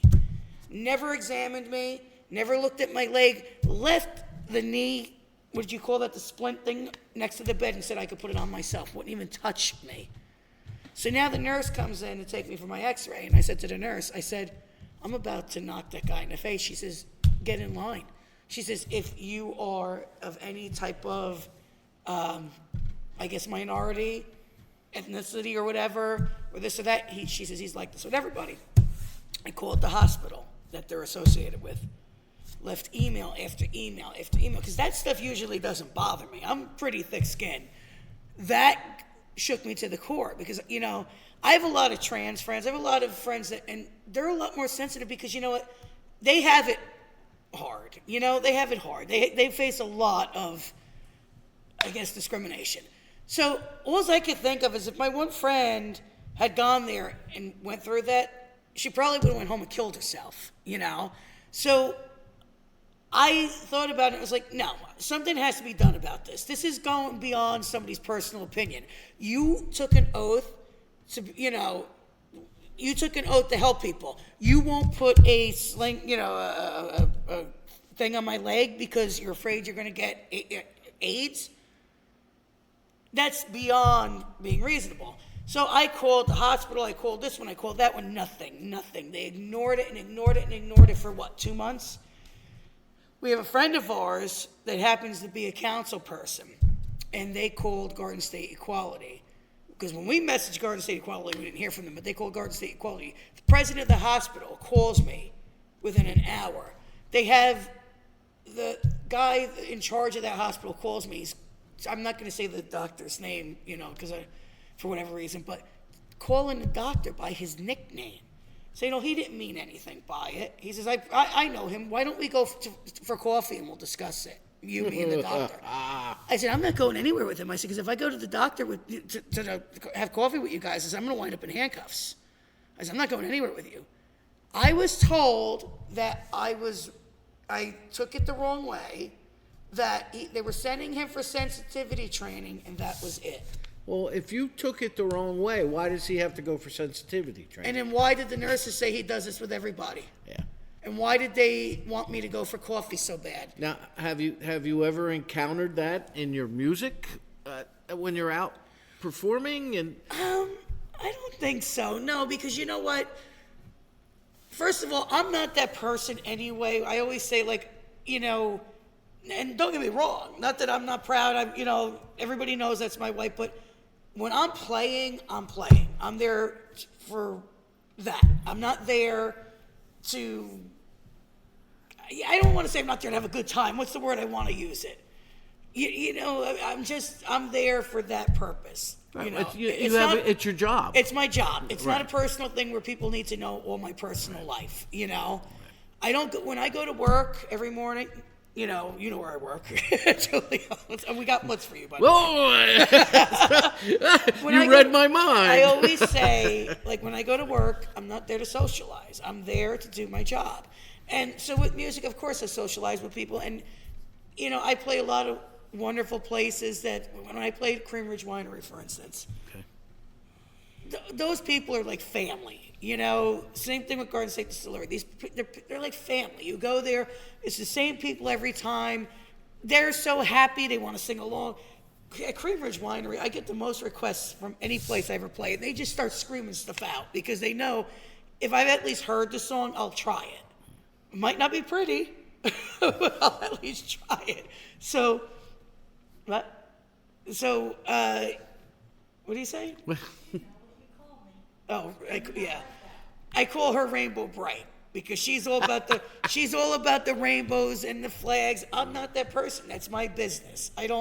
I'm not the person I go to Pride, don't get me wrong. I played at Pride and the parade and everything. That's a different story. Here's my feeling with that. Asbury Pride, those Pride parades, that's not to say, put in your face to say, hey, look, that's for us to say, we have a community. You don't have to feel like you're alone. So everybody takes it the wrong way. They take it as when we do these things, we're doing them to shove it in people's faces, and it's not. You know, well, most of our friends anyway, it's not what it is. It's because it gives for us. That is for us, you know, so that we know, so that the person that is in my shoes dealing with that doctor that might be a little more sensitive knows they have somebody they can turn to, you know. Oh, and I understand that. Yeah. I understand that. But do you ever think, and without belaboring the point, Yeah. actually, because I don't want to get away because you got some more music to play for me, but do you ever think that by doing, like you just said, community? Yeah. Now, obviously, I'm not a member of that community. Well, maybe not so obvious, but I'm not. I mean, I'm not a member of that community, and just like the rest of the country, I always used to laugh when I was a UPS driver. I used to deliver the state of New Jersey. I used to deliver a lot of state offices downtown, and one of them was the Department of Labor and Workforce Development, main building in downtown Trenton. And every June, I think it was, or August, it was during the summer months, there would always be these signs that would pop up on the elevators. Celebrate diversity. Celebrate this, celebrate that. So celebrate all the things that make us different. Then in the next breath, the state is suing somebody on an equality issue. So make up your mind. You want to have equal? Then there shouldn't be any diversity. You want to bring in couscous? I'm all about it. I'm all about bring in mozzarella. I'm all about it. Well, but the thing with community is, okay, so here's the thing. And so you're saying why I'm not part of that community. So what's with the community? Why do people join clubs? Why do you have a gun club? Or why do you have a artist guild? What I'm saying is because, sometimes when you're around like-minded individuals, you feel more comfortable. At some of these dances that they used to hold at Paradise, again, you see me. Do you see anything on me, rainbow or anything that would, I'm not that person. But I know if I'm out somewhere with Chrissy and I want to dance, for instance, and we've tried. I mean, you get the faces, and I get it. It's not mainstream. I'm not that rebel rouser that's going to say, oh, I don't care anyway. No, I'm not that person. But we go to a dance at Paradise or something like that. I don't have to worry about that. So that's why that part of the community is important, because it gives us that sense of where we don't have to feel like, well, if I want to dance with her, is somebody going to want to come and bash my head in? Right. Or it's also acceptance. I get it. Yeah. I get it. As far as what you're saying about suing for this, suing for that, again, I'm not that person. I'm not the person. Diversity is good in any sense. I mean, if every song was the same, if every person was the same, all right, what's your favorite song this week? Drift Away. Drift Away. Would you want to listen to Drift Away every single day, 1,000 times a day? If I said to you can listen to one song for the rest of your life, what I'm trying to say? You need diversity. Albert Hall wouldn't be here without it. Joe Leone's wouldn't be here, because every place would be exactly the same. And that's the same thing with people. Diversity is a good thing. There's nothing wrong with differences. It's when people can't accept that there are differences. And when you're talking about, do you want to be treated the same or different? Everybody wants to be treated the same as far as respected. I don't want to have to worry about, all right, if you have a girlfriend, you hold her hand, you don't think twice, right? Maybe you're not making out in the corner with her or whatever, but if you want to walk on the boardwalk holding hands, do you see anything wrong if it's a guy or a girl holding hands on a boardwalk? No. If I go to do that at Seaside Heights, I did that with Chrissy, and I don't want to get into the whole story, but we had phone calls of people saying, basically like they caught us doing something wrong. I see that all the time. But it depends where you are. So that's what I'm trying to say. So there's a difference between acceptance and looking for, I'd be more than happy if everybody just treated me like they treated everybody else. I'm not looking for anything special. I'm not looking for you to say, hey, look, here's your own this. No, treat us like everybody else, and that's all any community wants. I mean, and that goes for anybody. It doesn't matter if you're straight, you're gay, you're black, white. I always say, first of all, going back to music, the reason why I think it doesn't affect so much of music, what do I always say at every show? Music's the universal language. It's the only thing everybody can understand. It's been around the earliest civilizations had some sort of sound and music, right? So it doesn't matter who you're sitting next to. If you like the song, you like the song. So if we lived our lives more like that, and I'm not talking about hippy dippy stuff because I'm not that person. I am not that, flower in my hair flat. Believe me, that's not me. But I do believe in respecting everybody, and I do believe if everybody treated everybody that way, like when they're listening to a song, that it didn't matter who wrote it. If, like you said, if you weren't seeing that person on the stage, you would have just said, damn, that's a great song. You wouldn't have said, oh, this is the first trans band I ever seen. So Right. if everybody put blinders on and used their ears and stopped worrying about what they were seeing, and that it's a guy and a guy, or it's a girl and a girl, or it's a black woman and a white man, who the hell cares at this point? It's, we're going into 2025, all the stuff going on in the world, wars and this and that, and we're really worrying about who's holding hands. That's where I say that whole thing about equality is this is what we're looking for. We want to be able to say, if I want to walk down the boardwalk with her, fine. That's why we have that community. Is that what I'm trying to reflect in my music? No. Okay. My music is my music. I mean, as far as a musician, I just want to be respected for what I'm playing. If you don't like my music, that's a different story. Then you don't like my music. If you don't like my music because I have a wife, then that's a totally different story, No, so. You're 100% correct. But then again, like I said, this is, America, and people have the right to feel that way, good or bad. But you also have the right to not associate with them. Yeah, and that's fine. And you go your way, they go theirs. And as long as if I'm walking down the street holding her hand, that somebody's not going to want to try to bash my head in or scream at me. I got a story to tell you about that when we wrap up, because something like that happened to me in Asbury Park, and I was not real happy about it. Okay. But I'll explain to you later. Well, let's do some more music. We've got about 20 minutes or so left. Okay. I got to see what I want to do. Anything in particular, Chris? And just so you know, yeah, I am glad, because normally I don't go down that road of questioning. Actually, I didn't really ask you anything other than, but I enjoyed the passion with which you spoke. And I think that it's something that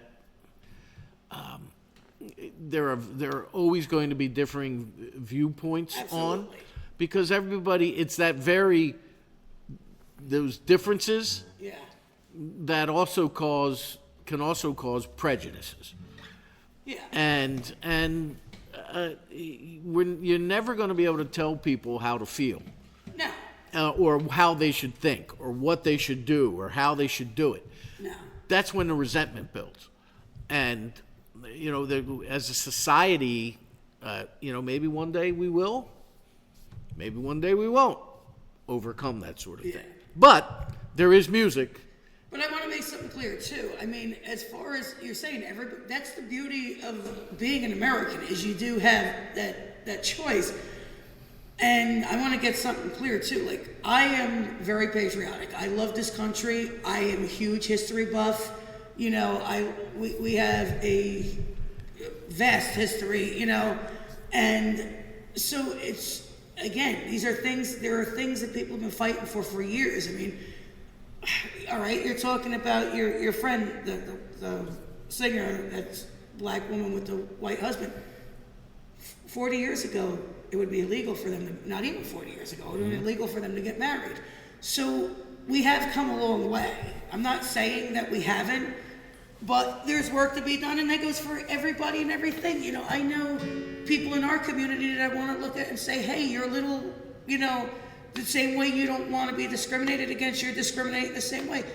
In every community and everything, you have extreme, both sides of the fence.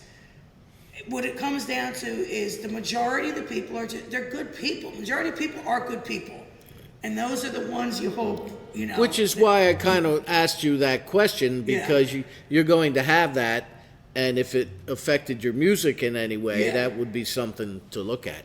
Yeah, So- I don't, like I said, I've been very fortunate that the places I've played so far, I haven't encountered that much, and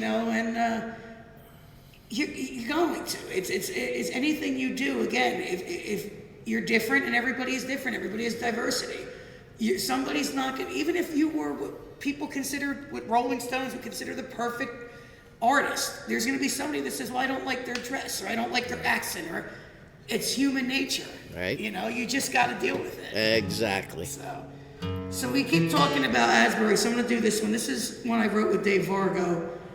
This is called Undertow. So I played at the convention hall at the Seahorse a few times, and I remember going, as 4 or 5 years old, going to Asbury when you didn't want to go near Asbury, when there was nothing there. Oh, yeah. Tilly was still there, and I just remember seeing that grinning face, which is kind of why I think it Tilly. creeps me out a little bit, Tilly. Yeah, my daughter, she can't even look at it. Tilly, yeah. But, and then in the late 80s and the 90s, I played at the Pony and the Fast Lane, which is one of my favorite places there when I was there, the Saint, Moon Rock, all those places that were there. And I was just always amazed at the buildings and the culture. I mean, music in Asbury goes way back before Springsteen. I mean, in the 20s and 30s, you had all the wonderful jazz groups and musicians that would play at that band shell, and music was always... Springwood Avenue with the Turf Club and all the jazz. Music just yeah. always ran right through Asbury. And I'm a Springsteen fan, but long before Springsteen, there was music in that town. So I came up with the words to this one, and Dave has one line that he came up with the words to, and then he came up with the music, and then I had one line I came up with the music. So it's a co-written tone. It's called Undertow.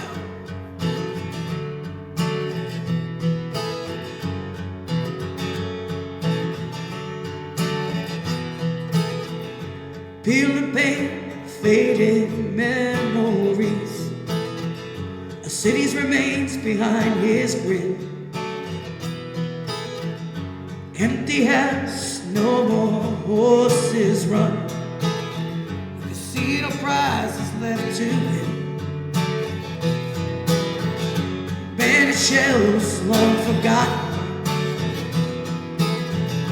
Green patina all around. The ocean bears silent witness to the remnants of a joyful sound. Waves break in the distance. Life will always ebb and flow. There's resurrection in the tides tonight. Don't get caught up in the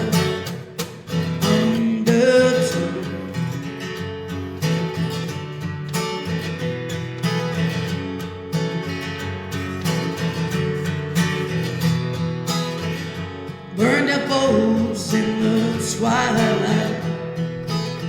Yet music lives in this old town. Some say it saved the city. Return the Colossus her lost crown. Renew glory, Vincent Doran. A boardwalk back alive with sound. A renaissance to read what's happening deep within these hollow grounds. Waves break in the distance. Life will always ebb and flow. There's resurrection in the tides tonight. Don't get caught up in the undertow.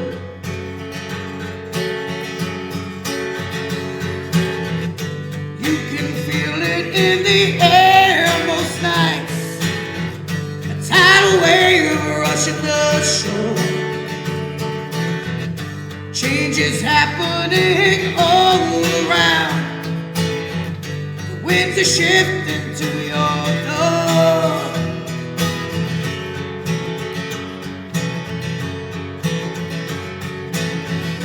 Waves break in the distance. always ebb and flow. There's resurrection in the tides tonight. Don't get caught up in the undertow. Nice. Cold ending. I love it. Was that the one, Chrissy, or should we make her do another one? Was that the one she wanted? Yeah, I don't want to do the other one though. I like that one. That one we have something really cool in the beginning of it. So I was imagining like Calliope, like think of Carousel, and the surprise that's going to be on that one is I want it something to sound like a carousel, because the cover of my album is actually a picture of me standing in front of the old Carousel building that Chrissy took. Okay. And Chrissy found a video with audio from the actual original Carousel from Asbury Park? Asbury Park. Oh, no kidding. So Mick was able to take just a tiny little snippet, and it starts with you hear people talking. It's actual snippet from Asbury, and it's pretty neat. Just a tiny little snippet of it, and then it goes into that. So yeah, very cool.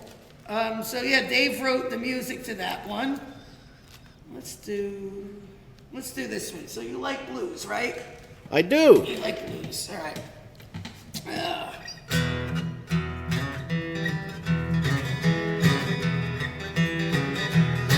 So this one here is the one I was telling you about Dave Vargo with the hat. It's just a fun song. Last night, here's a place I came over around here, wanted to give him a surprise. It was very easy to see by that look on his face. He wasn't expecting me. There I stood, fire in my eyes. I grabbed his Stetson. It was his best hat. I threw it on the floor, put my foot through it. He begged and pleaded and cried out everything. I grabbed Stetson, he's through playing games. You know that old dog, he tried to lie. He tried to say that I didn't see what I seen. But I said, hey man, ain't that another pair of feet under them there sheets? He still tried to lie. I said, don't you try to lie, honey, you ain't got nowhere to hide. That's it, you ain't that slick. I grabbed the Stetson, it was his best hat. Threw it on the floor, put my foot through it. He begged and pleaded, cried out everything.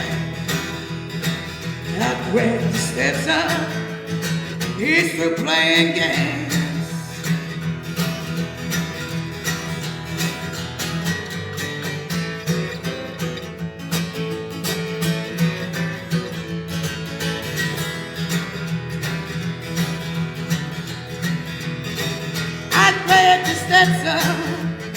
It was his best hat. Threw it on the floor, put my foot through it. He begged and pleaded and cried out everything. I grabbed the Stetson, he's through playing games.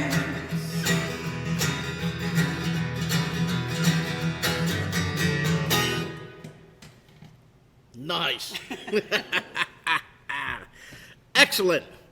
There you go. Redbird here on Rock On Radio. Fantastic. See, that's I can use that on my blues show. So when this album comes out, you're going to have to send it to me. The album's a little bit of everything. So again, like when Dave said, write how you like, you know. One of my first bands, we did jazz. We did Cannibal Adderley. We did Count Basie. We did what's the Watermelon Man? We did Killer Joe. Harpo Slim.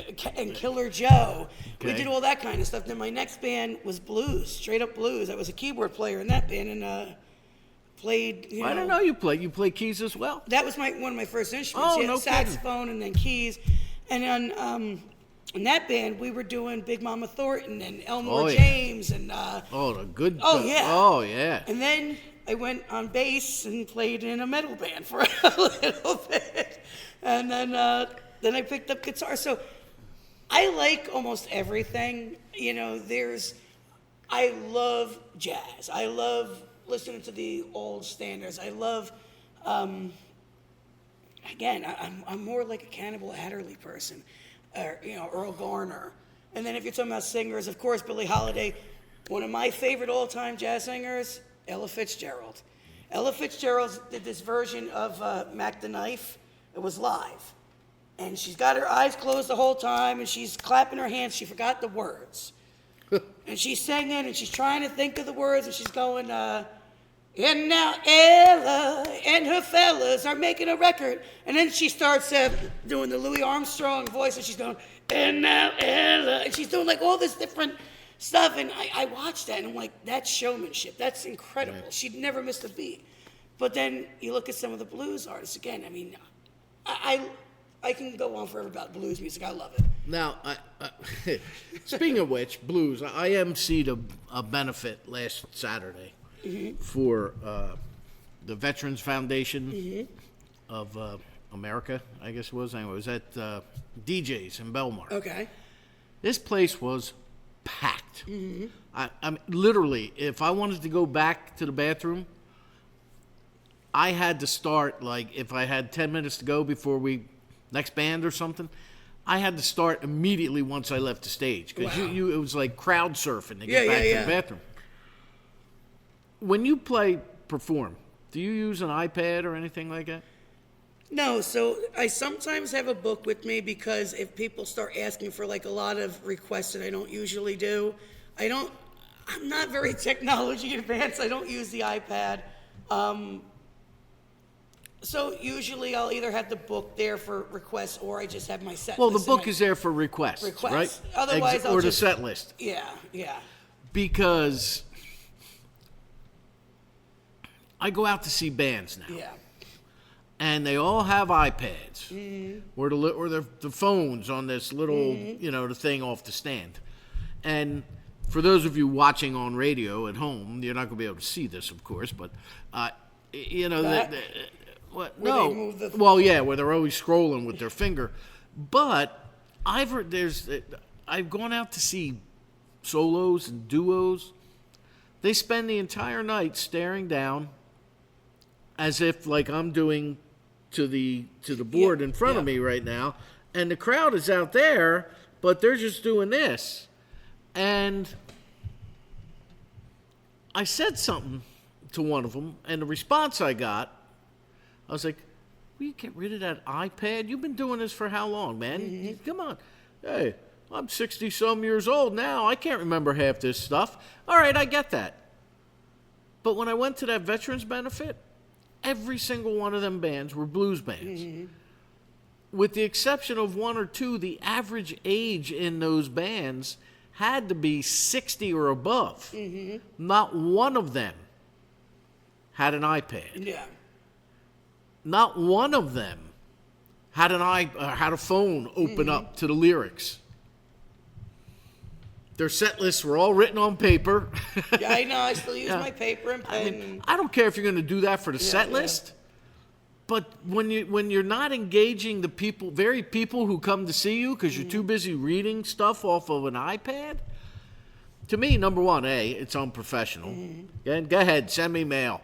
It's and two, you're not engaging the audience. Why would I want to go see you if you're not even going to look at me?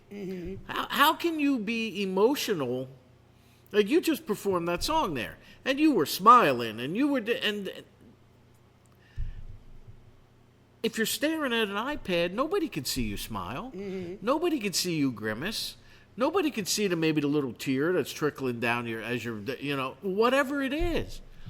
So I was just wondering what your take was on that. It depends on the place you're playing, I guess. So as I said before, like a place like Cream Ridge, it's all audience participation. I mean, right.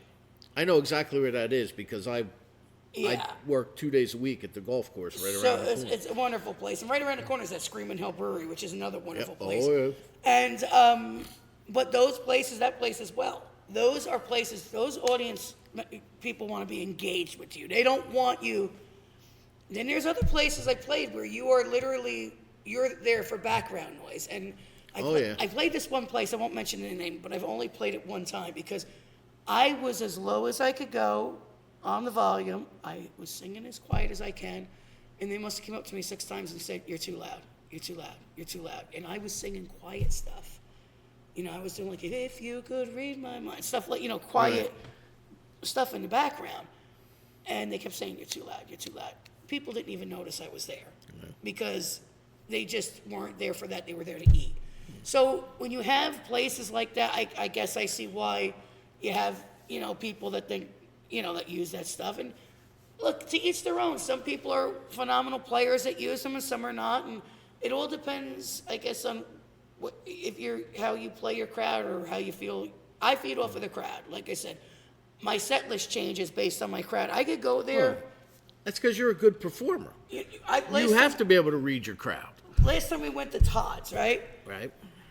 I was like, okay, I'm going to do all these originals because last time I went there, everybody wanted originals. They wanted blues the whole time. And I happened to have Greg with me. And do you know Jeff Donnelly or no? Yes. Oh, yeah.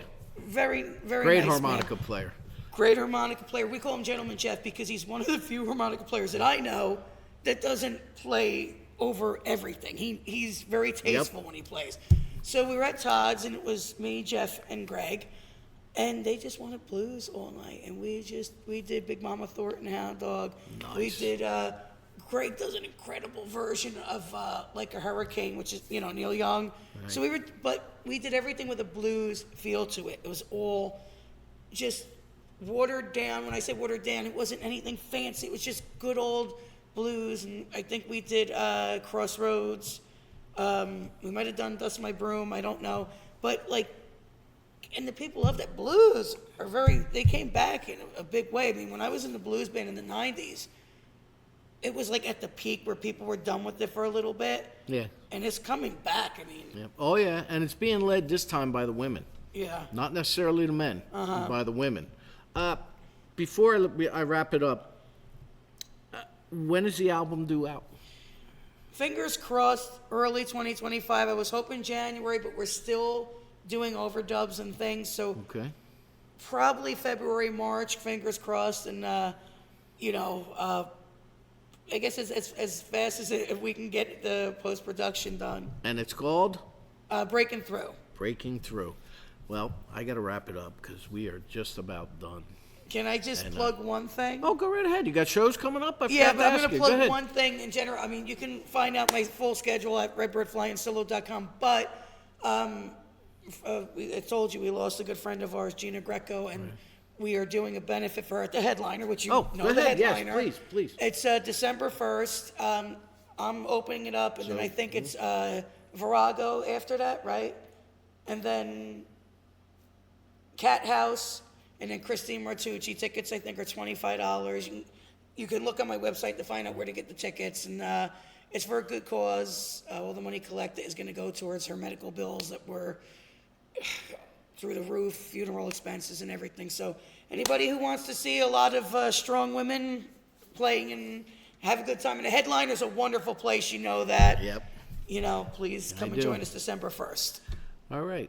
Well, thank you for opening up this fantastic room. I'm going to have to come down here for shows. Yes, please. I'm going to have to come down here next time. Thank you for having me. There's so many people I know have played here at Albert Hall. So yeah, it's a great place. It's a great place. Good luck with this. Good luck with the new album. Make sure I get a copy Absolutely. of it when it does hit. Yeah. And I look forward to hearing it. Once again, this was Rock On Radio. This was recorded at the Albert Music Hall in Waretown, New Jersey. And the website for that is? alberthall.org. alberthall.org. Danielle, thank you so much. Thank you, Dan. Chrissy! She's not sleeping She ain't going to sleep. All right. So, once again, producer Claire, That's what you get for leaving me unsupervised, but she'll be back next week. We missed you, producer Claire. Until then, rock on!